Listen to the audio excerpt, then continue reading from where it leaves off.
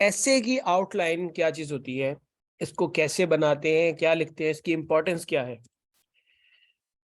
मैं आपको ये बता दूं, ये बड़ा कीमती लेक्चर है। वो एक बच्ची मुझे बताती है कि हमारे सर थे एक, वो कहते थे कि ये जो लेक्चर है ये 10,000 रुपए का लेक्चर है, 5,000 रुपए का लेक्चर है जो मैं आपको फ्री में दे रहा हूँ। तो बड़ा कीमती लेक्चर था। ये इतना कीमती नहीं है, ये आप लोगों के सेशन का हिस्सा है, लेकिन इसकी यूटिलिटी जो है वो बहुत ज्यादा है। मतलब आप यूं कह दें कि ये आपके लिए बड़ा इम्पोर्टेंट चीज, इम्पोर्टेंट जो है वो वैल्यू रखता है ये चीज, ये लेक्चर। इसमें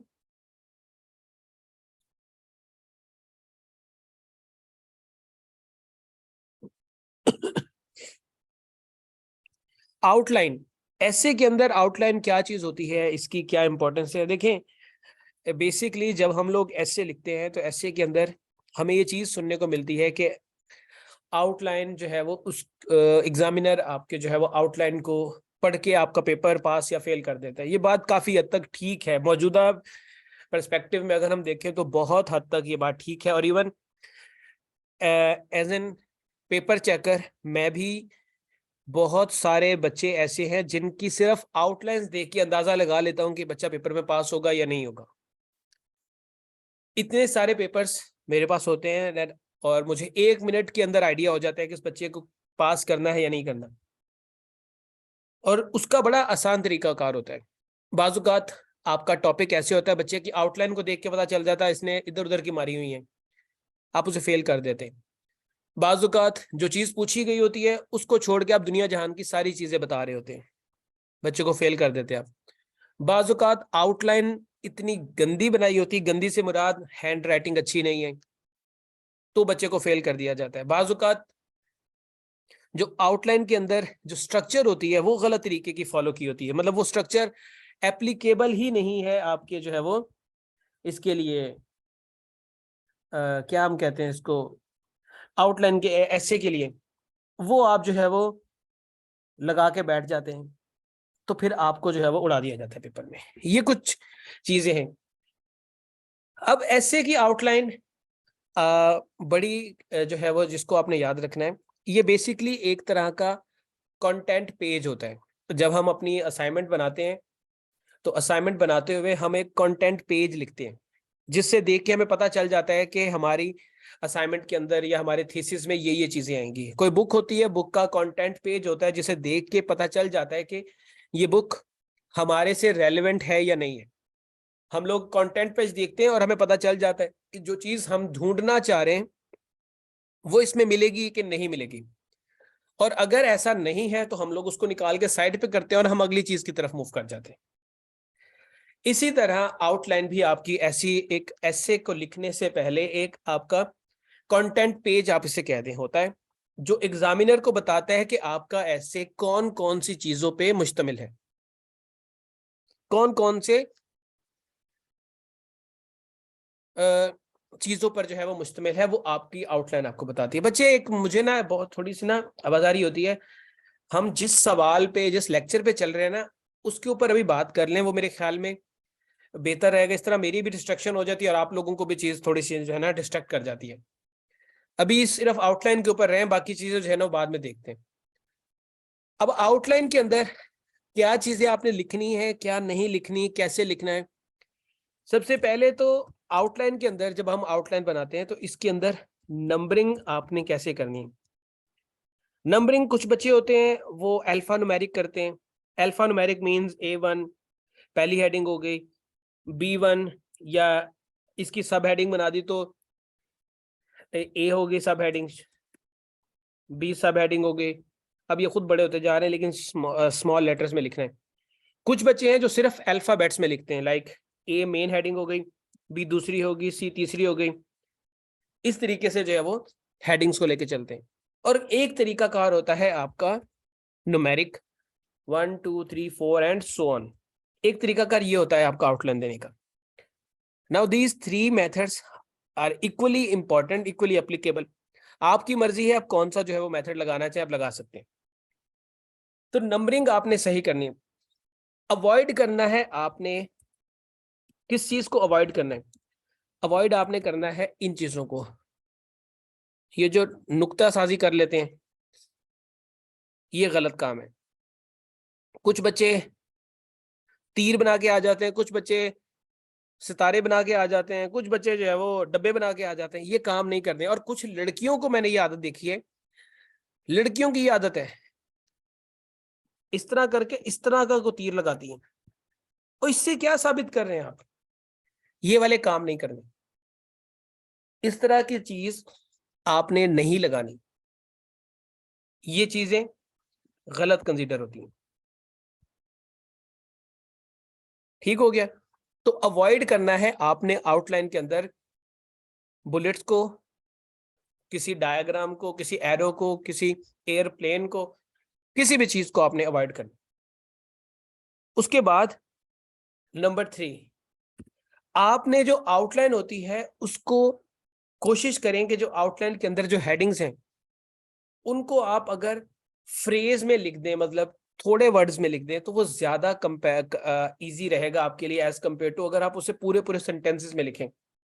मिसाल के तौर पे आप लिख रहे हैं जी causes of economic downfall in Pakistan. अब उसके लिए आप लिख दें जी causes of poverty, rising inflation. एक बच्चे ने ये लिख दिया। क्या आपको पता चल रहा है कि अगर मैं कॉज लिखूं कि पाकिस्तान में पॉवर्टी की कॉज राइजिंग इन्फ्लेशन है? आपको बात समझ आ गई है?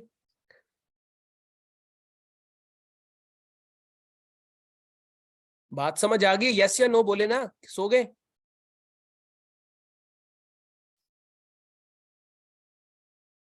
रुक जाए एक मिनट, डिस्टॉर्शन हो रही है।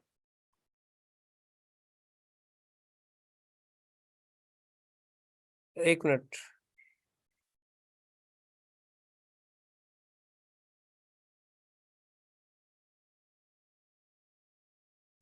अब हो रही है डिस्टॉर्शन?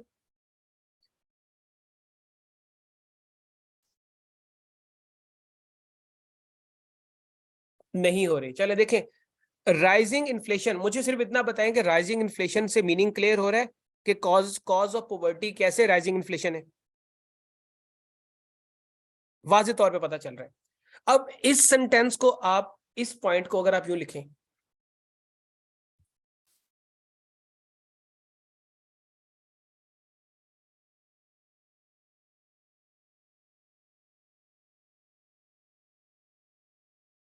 एक ये तरीका कार हो गया, एक हमने ये मेथड लिख दिया, एक हेडिंग ये हो गई, और एक हेडिंग जो है वो हम नीचे लिख देते हैं सिंपल इन्फ्लेशन। अब इनमें से सबसे बेहतरीन तरीका कर, तीनों ही ठीक है, गलत मैं नहीं कह रहा, लेकिन it is ideal to write this word. First one is the ideal, rising inflation, this is ideal. ठीक है? ये वाली सेंटेंस की अवॉइड करें, सेंटेंस की सूरत में लिखने को अवॉइड करें। अगर कहीं लिखना पड़ जाता तो ये नहीं कि कोई तूफान आ जाएगा, कोई एक आधी हेडिंग दो हेडिंग होगी लिख दें, लेकिन अवॉइड करें कि आपकी जो वर्ड लेंथ है वो ज्यादा ना हो। जितनी छोटी होगी उतना ही फायदा होगा आपको, और उससे ये पता चलेगा कि आप थोड़े लफ्जों में मीनिंगफुल बात कर सकते हैं कि नहीं कर सकते। ठीक हो गया? और ये तीसरा जो लिखा हुआ है ये बिल्कुल अलाउ नहीं है, दिस इज रॉन्ग, ये गलत है। अब ये गलत क्या है? एक लफ्ज की हेडिंग नहीं अलाउ होती, मिनिमम 2-3 वर्ड्स हो, मैक्सिमम आप कोशिश करें कि सेंटेंस ना बन जाए, फ्रेज बनती रहे, सेंटेंस ना बने।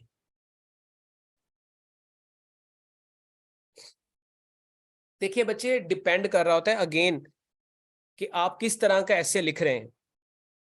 ज्यादातर ऐसेस में आपकी बात फ्रेजेस में हो जाती है। मैं अभी भी आपको बता रहा हूं, ये आइडियल सिचुएशन होती है कि आप फ्रेजेस की सूरत में अपनी आउटलाइन लिखें, सेंटेंस की सूरत में जितना अवॉइड हो सके अवॉइड करें। अब ये इन्फ्लेशन, इन्फ्लेशन क्या ये हेडिंग ठीक है या गलत है? क्या ये गलत है या सही है?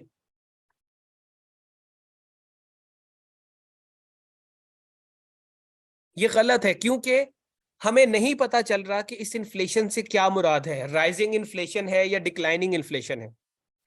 एक वर्ड की हेडिंग कभी भी आपको क्लियर नहीं करेगी कि आपका मकसद ज्यादा वाला है या लो वाला है, then you will trap yourself.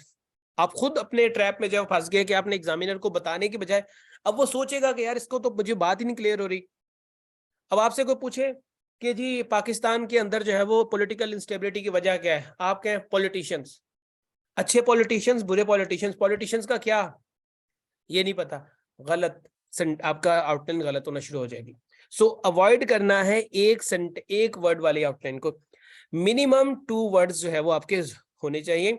कोशिश करें कम से कम अल्फाज में आपकी बात कंप्लीट हो जाए और फ्रेज की फॉर्म में हो। बहुत रेयर केसेस में आप उसे सेंटेंस में कन्वर्ट कर सकते हैं। तो जो बच्चे इस सूरत में लिखते हैं वो बच्चे थोड़ा सा जो है वो गलत काम करके आते हैं। अब उसके बाद नंबर 4, आउटलाइन के अंदर कुछ बच्चे सब हेडिंग्स की फर्दर सब हेडिंग्स बनाते हैं। ऐसा हो सकता है कुछ कॉजेज में, कुछ केसेस में हो सकता है, लेकिन आप अवॉइड करें कि फर्दर, जिस तरह एक हो गया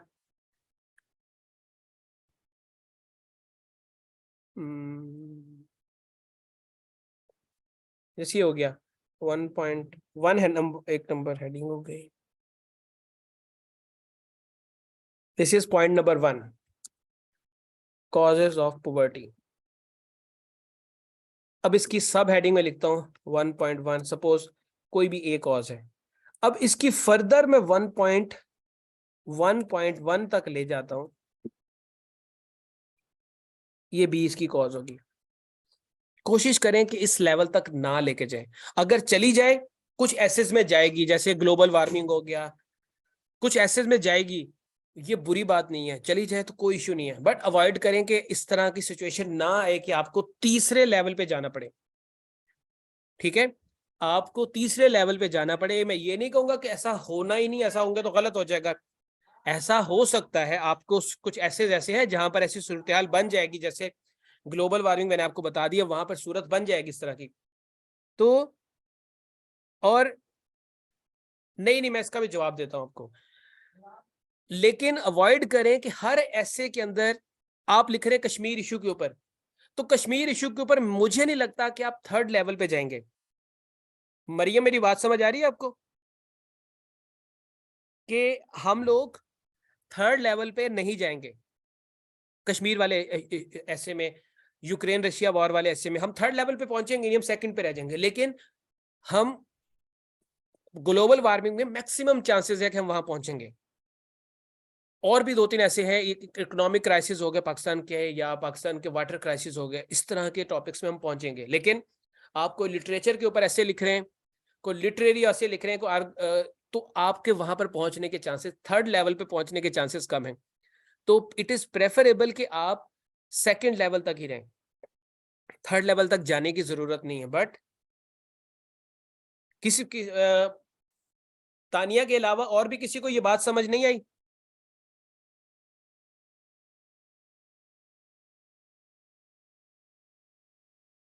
और कौन सा बच्चा जिसको ये बात समझ नहीं आई?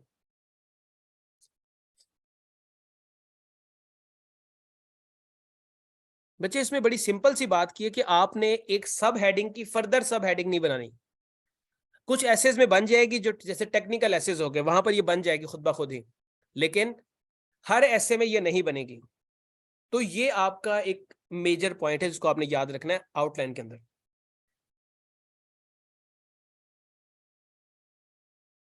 मिसाल के तौर पे मैं अभी यहां लिख देता हूं, एक और एग्जांपल दे देता हूं, जैसे ग्लोबल वार्मिंग की कॉजेज ऑफ ग्लोबल वार्मिंग, उसमें आपने लिख दिया 1.1 पे मैन मेड कॉजेज। अब ये ऑटोमेटिकली 1.1 पे चलेगी, वहां पे हमने लिख दिया जी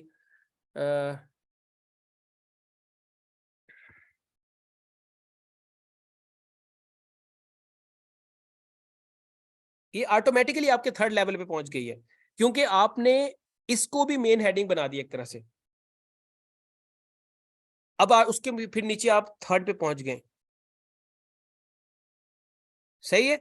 1.2 तो इसको बनाना ही ना, क्योंकि आप मैन मेड कॉजेज अलग लिख रहे हैं और उसके बाद 1.2 पे आप लिख रहे हैं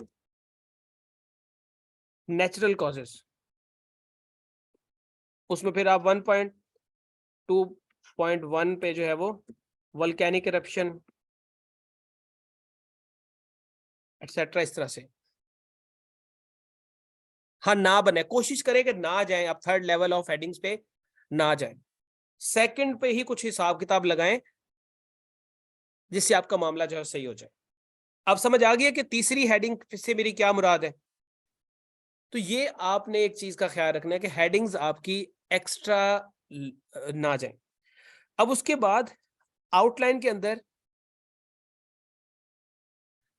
एक बच्चे ने सवाल ऊपर किया था, शहबाज ने, सर मेरी आउटलाइन, सारी आउटलाइन लिख।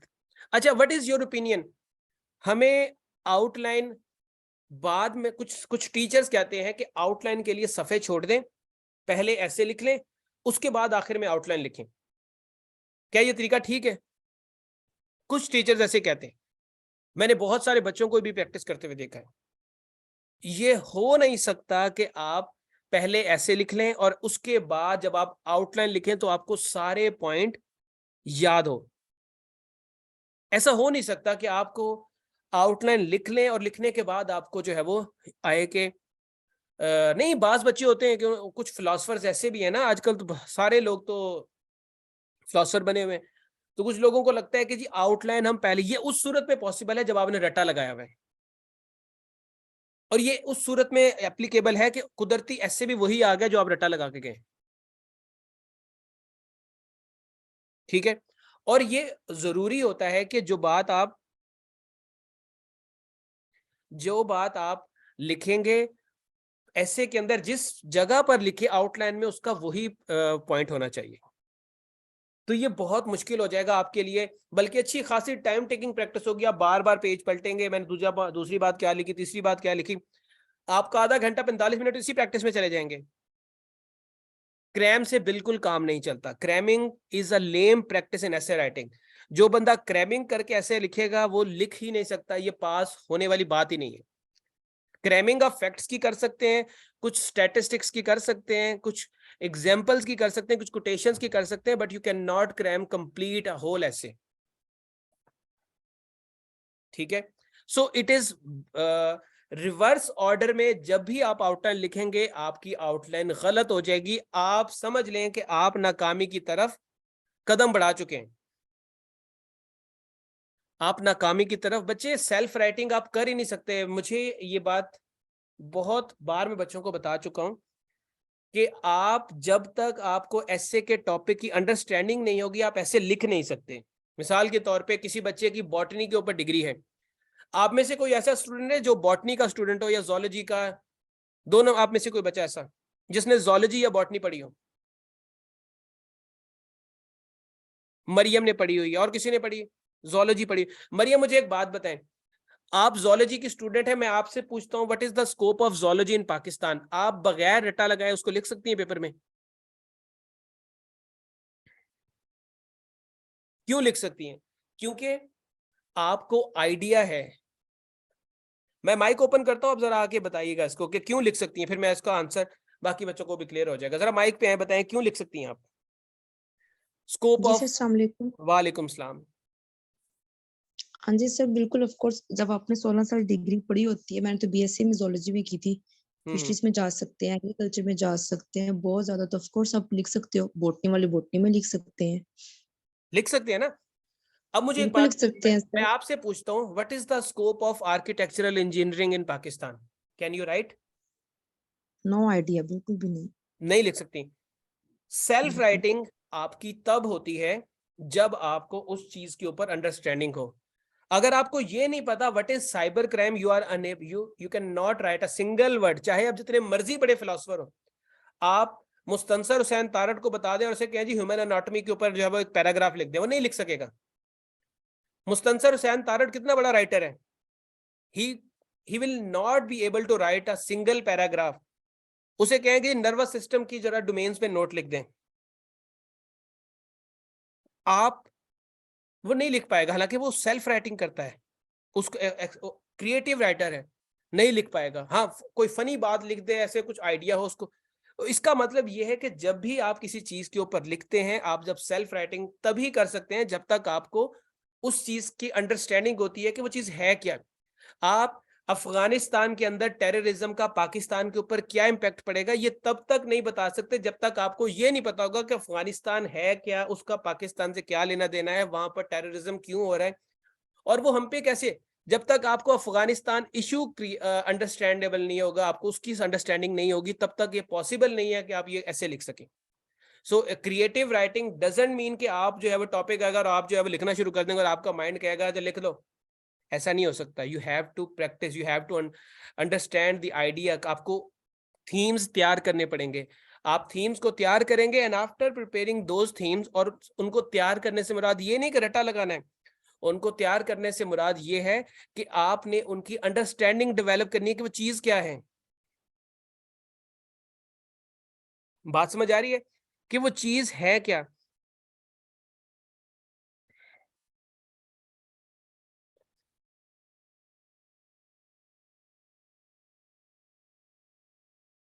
बच्चे ये इररेलेवेंट चीज है, ऐसे से रिलेटेड भी हम बात करें, बात की कहीं से कहीं और निकल जाएगी। यहाँ पर मैं आप लोगों के साथ कुछ पिक्चर शेयर करूंगा।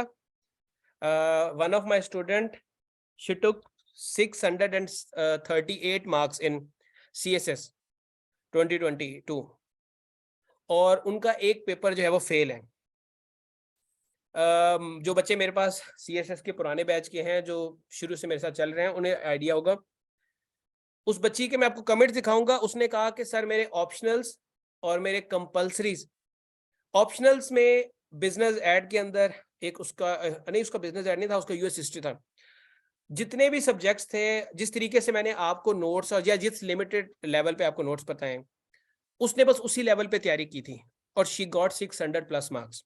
उसको एक पेपर में फेल हुई है और उसमें सबको ही फेल किया हुआ इन्होंने। अब देखें कि उसने कितना मास्टर कर लिया। बच्ची कह रही ना कि 12 सब्जेक्ट मींस 12 मास्टर। ये जो बंदा आपके ज़हन में डालता है ना कि 12 सब्जेक्ट का मतलब है 12 मास्टर, वहीं से आपकी तबाही का सिलसिला शुरू हो जाता है। आपने CSS का पेपर तैयार करना है सिलेबस को सामने रख के। आपने मास्टर्स नहीं करना। जब आप मास्टर्स करने जाते हैं तो आपको पता होना चाहिए कि मास्टर्स में बड़ी वास्ट चीजें होती हैं। आप साइकोलॉजी का जब सिलेबस देखते हो, psychology just basics of psychology है। साइकोलॉजी डजंट मीन कि आपने एक एक कॉन्सेप्ट के अंदर घुस जाना है। तो आपको बेसिक नॉलेज हासिल करनी है, मास्टर्स नहीं करना। जो बंदा ये कहता है मास्टर्स का, साजिद तुसी कर लो, मैं जरा पेपर कर ला, बाद में मास्टर करांगी, तो इसलिए इतना ज्यादा डीप नहीं जाना। You just have to focus on your essay and pressing. ये दो चीजें आप इनको मास्टर्स की तरह तैयार करके मुझे इनके अंदर मास्टर करना है। बाकी चीजों में मास्टर करने की जरूरत नहीं है, क्योंकि पाकिस्तान अफेयर्स भी बहुत सारे लोगों ने पढ़ी हुई थी और इस साल जो FPSC ने 2 नंबरी की है लोगों के साथ, बिला वजह सबको 6-6 नंबर 7-7 नंबर देके। तो इसलिए मास्टर शास्टर की टेंशन ना लें, आप सिर्फ अपनी इंग्लिश की टेंशन लें। तो उसके बाद अब आ जाता है नेक्स्ट। ये वाला पॉइंट समझ आ गया कि आपने आउटलाइन कैसे देनी है।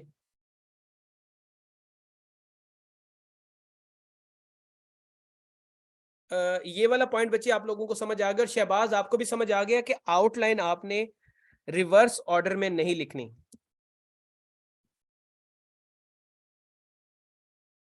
आपने अपने जब पेपर आपके सामने आएगा 35 to 40 मिनट्स आपने कुर्बान कर देने, डिवोट कर देने हैं फॉर योर आउटलाइन।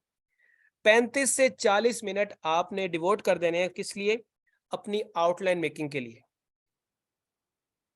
उसके बाद रिमेनिंग पार्ट में आपने अपने ऐसे लिखना है। 35-40 मिनट, 5 मिनट आप टॉपिक सिलेक्शन में लगाएं। देखें कि आपको कितने टॉपिक्स आते हैं, फिर उनमें से देखें कि यूनिक टॉपिक ऐसा कौन सा है जो सारे बच्चे अटेम्प्ट नहीं करेंगे। FPSC में और PMS में ये ट्रिक आप अभी याद रख लें। आपको मैंने थोड़े दिन पहले बताया था, दोबारा बता देता हूं। सपोज ग्लोबल वार्मिंग भी एक टॉपिक है और एक टॉपिक है IMF बेल आउट प्रोग्राम।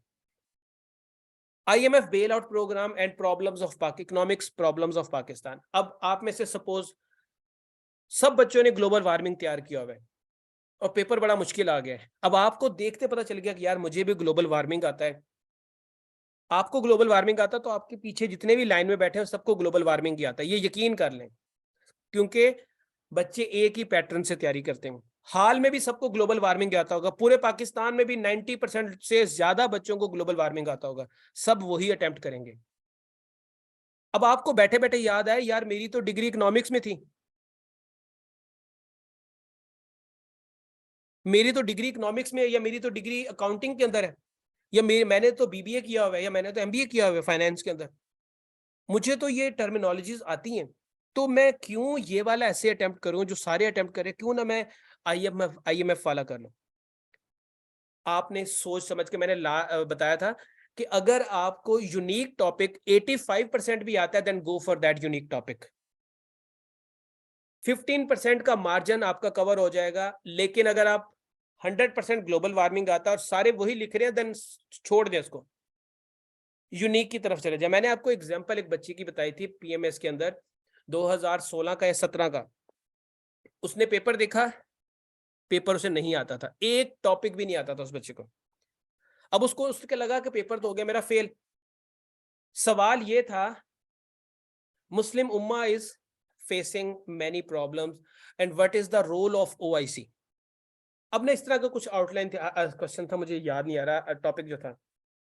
अब उस बच्चे ने मुझे बताया कि सर मुझे तो कोई भी नहीं आता था टॉपिक, जब वो पेपर दे के आई।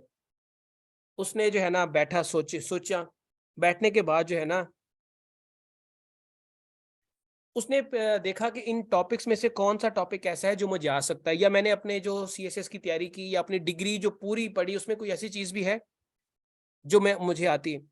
उसने देखा, उसे पता चला कि यार ये जो ओआईसी वाला सवाल है ना, इस्लामियत के अंदर एक सवाल तैयार किया था, उम्मत मुस्लिमा को दरपेश मसाइल और उनका हल। उसने कहा कि आता तो मुझे कुछ भी नहीं है, लिखने में क्या है, लिख देते हैं, खाली छोड़ने से बेहतर है यही लिख देते उसने उम्मत मुस्लिमा को दरपेश मसाइल जो उर्दू में तैयार किया था उसको इंग्लिश में कन्वर्ट किया, आउटलाइन बनाई, पूरा सवाल उसने जो है वो लिखा, 15-16 पेजेस पे ऐसे लिखा, 1500 वर्ड्स का, चली गई। उसके आगे पीछे वाले लोग फेल थे, वो 46 मार्क्स लेके पास हो चुकी। अब बात क्या आती है, बाज़ औक़ात क्या होता है कि आपको ऑन द स्पॉट बैठ के सोचना पड़ता है, अपने नर्व्स पे कंट्रोल रखना पड़ता है और देखना पड़ता है कि मैं जो कर रहा हूं वो चीज कहीं मुझे, वहां पर बैठ के आपको सारा पेपर नहीं आता तो ना, कोई इशू नहीं है, आपको कहीं ना कहीं जब आप रिलैक्स होकर सोचते हैं, जब आपके दिल से डर निकल जाता है कि यार अब तो फेल होना ही है ना, क्योंकि पेपर तो आता ही नहीं है, तो फिर आपने बैठ के वो टॉपिक चूज करना है जो आपको लगता है कि मुझे एज दे जाएगा। वो आपकी डिग्री से रिलेटेड हो सकता है, आपके इंटरेस्ट से रिलेटेड हो सकता है, उसके ऊपर आप बहुत अच्छी बात कर सकते हैं, what ever you can do. आपने ऑप्शनल्स में उस टॉपिक को बहुत अच्छे से तैयार किया, आपके कंपल्सरीज में से कोई टॉपिक आ गए, उसकी तरफ चले जाएं, बहुत कम बच्चे उसकी तरफ जाएंगे और आपको स्कोर, मैं गारंटी से कहता हूं आपका पेपर पास हो जाएगा। But you have to be courageous enough कि आप ये प्रैक्टिस कर लें, वरना आप में से आधी अवाम ने देखना ना, जब ग्लोबल वार्मिंग उसने ना सलाम ना दुआ, सारे असूल सारे जो टोटके हैं भूल जाने, आपने ग्लोबल वार्मिंग लिखना शुरू कर देना है। पेपर में यही होता है, आपको इतनी खुशी होती है ग्लोबल वार्मिंग को देख के कि आपका तो दूसरा कोई ऐसा टॉपिक देखना है नहीं, बस ग्लोबल वार्मिंग लिखना है, लेकिन वहां पे थोड़ा सा जो है ना रिलैक्स हो जाना है, थोड़ा सा देख लेना है, गेज कर लेना है कि हो क्या रहा है और उसके बाद फिर आगे की तरफ मूव करना है। तो और अब मेरी बात यहाँ पे मैं दोबारा से रिपीट करूंगा कि आउटलाइन को रिवर्स ऑर्डर में नहीं लिखना, 35 से 40 मिनट आपने अपनी आउटलाइन को देने हैं, और ये बहुत होता है टाइम, 5 मिनट टॉपिक सिलेक्शन, 10 से 20 मिनट आपने ब्रेनस्टॉर्मिंग में, अपना एक रफ ड्राफ्ट बनाने में, और आखिरी 5-10 मिनट जो है आपने उस रफ ड्राफ्ट को नीट करके लिखना है, साफ सुथरी आउटलाइन हो। अगला सवाल उस पे उसी पे आ रहा हूं मैं, साफ सुथरी आउटलाइन हो, बेशक आपकी राइटिंग कीड़े मारती हो लेकिन आउटलाइन आपकी नीट हो। मैं एक बच्ची है उसकी राइटिंग दिखाऊंगा, रुखसार, रुखसार की बहुत अच्छी आउटलाइन होती है, साफ सुथरी लिखी होती है उसने। एक दो बच्चे और हैं उनके नाम मेरे ज़हन में नहीं आ रहे, तो वो बहुत अच्छा लिखते हैं। उसके बाद इसकी लेंथ कितनी होनी चाहिए, अगेन इट डिपेंड्स ऑन ऐसे, अगर आप ग्लोबल वार्मिंग वाला लिख रहे हैं, आप कॉजेज पॉवर्टी की कॉजेज लिख रहे हैं, या आप सोशल प्रॉब्लम्स ऑफ पाकिस्तान लिख रहे हैं, तो डेफिनेटली इनकी लेंथ आपकी मिनिमम 2 पेजेस से 3 पेजेस के अंदर, इससे एक्सटेंड नहीं होनी चाहिए, 2 से 3 पेजेस के बीच में रहनी चाहिए। आपका टॉपिक डिपेंड कर, ग्लोबल वार्मिंग के ऊपर आप लिख रहे हैं और आउटलाइन आप बना दें आधे पेज की, एग्जामिनर ने उठा के बाहर मारना पेपर वो वाला कि ये क्या लिख के ले आया।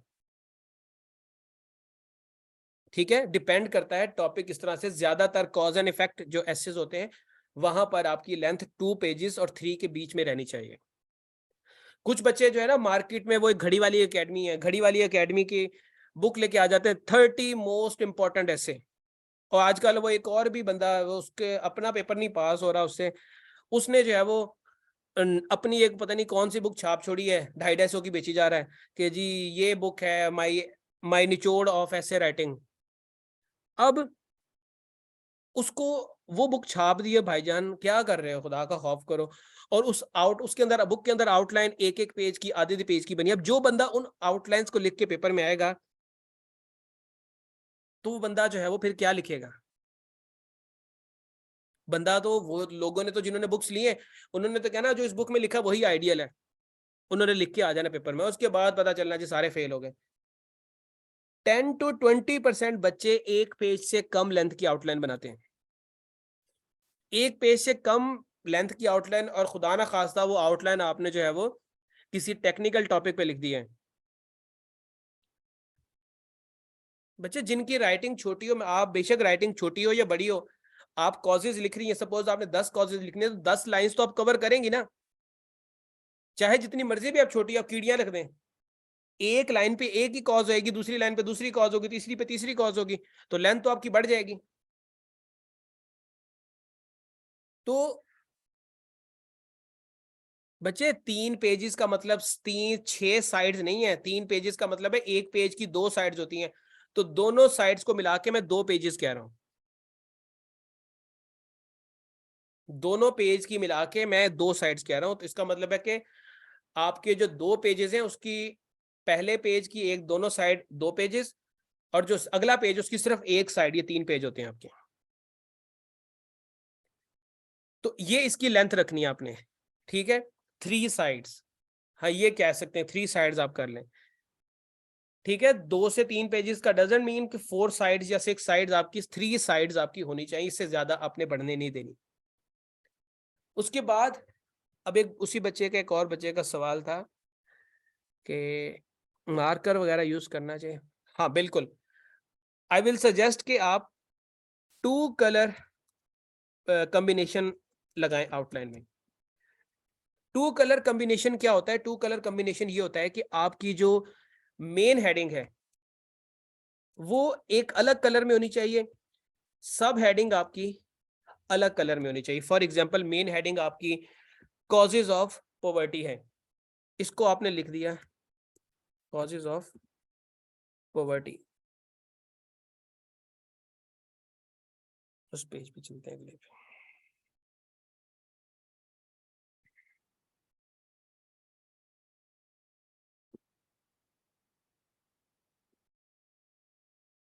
कॉजेज ऑफ पॉवर्टी, इसको मैं चेंज करता हूँ ताकि थोड़ा सा अच्छा लगने, ये कर दिया मैंने ब्लू कलर में, कॉजेज ऑफ पॉवर्टी। अब यहाँ पे कलर मैं चेंज कर देता हूँ, ब्लैक कर देता हूँ।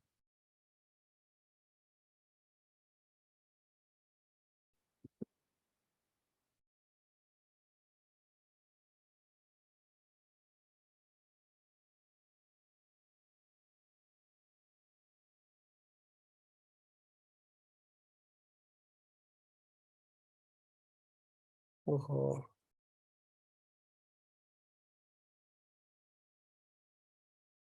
अब आप ये देखें, इट इज क्या ये आसान है आप लोगों के लिए आइडेंटिफाई करना कि मेजर हेडिंग कौन सी और सब हेडिंग कौन सी है? क्या ये देखने में भी अच्छा लग रहा है? ये देखने में भी अच्छा लग रहा है। इस तरह से आपने आइडेंटिफाई करना। बेशक आप इसको मेन हेडिंग को ब्लैक कर दें, सब हेडिंग को ब्लू कर दें, या सब हेडिंग को ब्लैक कर दें और मेन हेडिंग को ब्लू कर दें, whatever you wanted to write, but 2 combination use करें। लेकिन अगर आपके पास पैसे नहीं है दो कॉम्बिनेशन के, तो एक से भी आप गुजारा कर सकते हैं, कोई इशू नहीं है, लेकिन उसके लिए फिर थोड़ा सा आपको खूबसूरत करके जो है वो उसको लिखना पड़ेगा, बट इट इज बेटर, मैं तो ये कोशिश करता हूँ कि आपकी प्रेजेंटेशन जितनी बेहतर होगी उतना जो है वो आपका, हाँ मार्कर से आप देना चाहें दे दें, बट आई विल रिकमेंड कि आप बॉल पेन यूज करें, बॉल पेन यूज करें, और बॉल पेन से एक ब्लू बॉल पेन और एक ब्लैक बॉल पेन, पॉइंटर जो यूज करते हैं वो पॉइंटर यूज कर सकते हैं, और मेन हेडिंग एक तरह से एक कलर से और दूसरी हेडिंग दूसरे कलर से, या दूसरे सब हेडिंग दूसरे कलर से दें। अवॉइड करें रंग बिरंगे कलर, नीला पीला हरा लाल, ये अवॉइड करें। अवॉइड करें व्हाइटनर को, बहुत सारे बच्चे व्हाइटनर भी लगा रहे होते हैं, व्हाइटनर को भी अवॉइड करें। फूल बूटे नहीं बनाने, हाँ बिल्कुल बिल्कुल, ये जो मरियम कह रही है फूल बूटे नहीं बनाने, बिल्कुल नहीं बनाने फूल बूटे, सही है। तो ये एक और चीज होगी कि आउटलाइन को टू कलर कॉम्बिनेशन में जो है वो आप इसको लेके चले। ये बात तमाम लोगों को समझ आ गई है?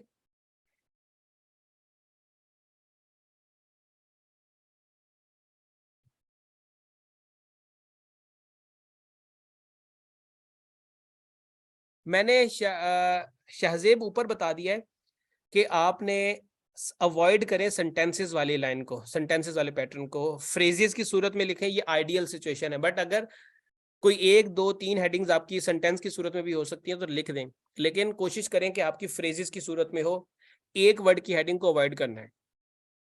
उसके बाद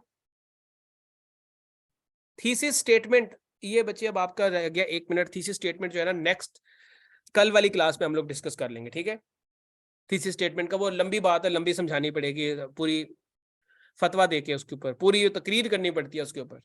तो यहाँ तक जितना हमने कर लिया इसी को डाइजेस्ट करें, कल यहीं से हम लोग कंटिन्यू करेंगे। और जो CSS के स्टूडेंट्स हैं, जो पुराने बैच के, नए बैच के नहीं,